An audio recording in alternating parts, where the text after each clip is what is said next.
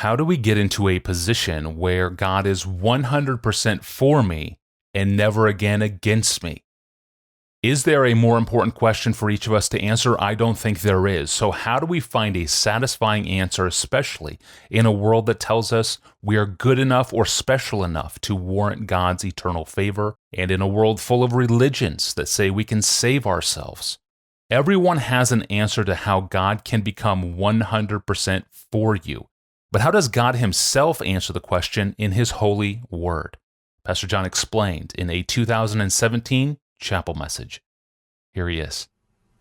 How do you get into this position? Who's he talking about? How do you get into the position where God is 100% for you and not against you? How do you get in there? I want in there. I want to be in that paradise.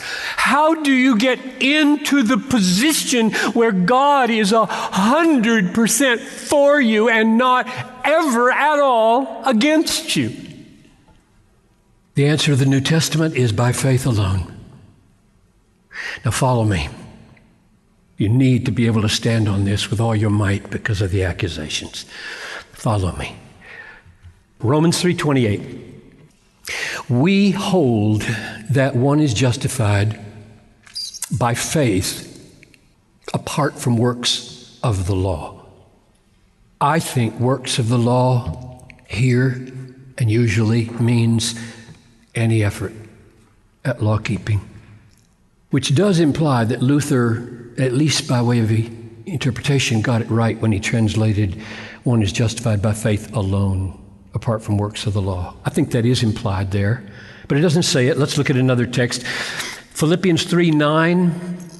Paul aims to be found, quote, in Christ. That's crucial. Not having a righteousness of my own that comes from law keeping, but a righteousness which comes through faith in Christ, the righteousness from God that depends on faith. So again, he is denying and affirming. He denies that the righteousness he needs in the presence of God is his own, that comes from law. And he affirms that the righteousness he needs in the presence of God is in Christ, in union with Christ, which comes through faith in Christ, the righteousness from God that depends on faith.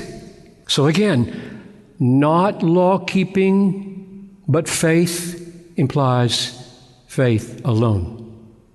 It gets clearer. Galatians chapter 2, verse 21. I do not nullify the grace of God, for if righteousness were through law, Christ died to no purpose. So the righteousness we need before God is not through law, not through law keeping. Now, maybe though, it means not completely through law keeping. Maybe this is room for a little bit. Maybe it's really salvation by faith. It's just a little bit of law keeping, like maybe just circumcision. That's not much. The most radical statement on this is Galatians 5, verses 1-3. For freedom Christ has set us free. Stand firm, therefore, and do not submit again to a yoke of slavery. Look, I, Paul, say to you that if you accept circumcision, just one little effort at law keeping, if you accept circumcision, if you add that one little effort in addition to faith in Christ, Christ is no advantage to you. That's wildly radical. I testify again to every man who accepts circumcision, he is obligated to keep the whole law. So, If you choose to rely just a little bit on law keeping as a way of getting justified, as a way of getting into a position where God is 100% for you, Christ is of no advantage to you. If you go the route of justification by faith plus a little bit of law keeping, you go the route of justification by total law keeping. All or nothing.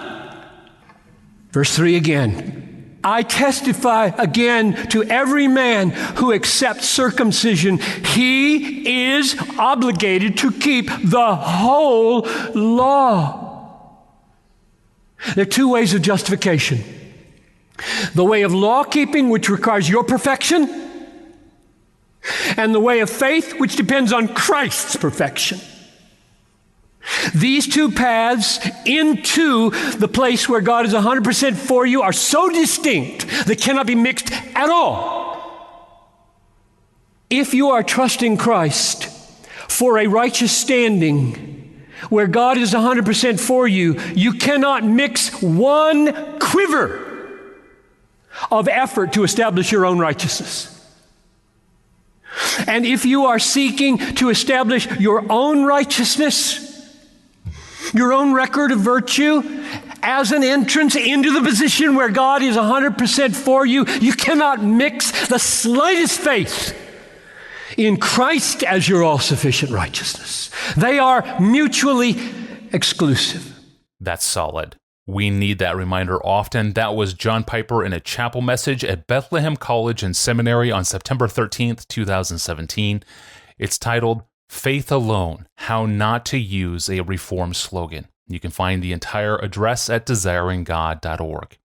And if you have a favorite sermon clip of Pastor John in a recent sermon or an old message, send it to us. Email it in to me. Mention the timestamps from the audio clip of when it begins and ends. Any clip that has most impacted your life, and email all that information into me at askpastorjohn@desiringgod.org.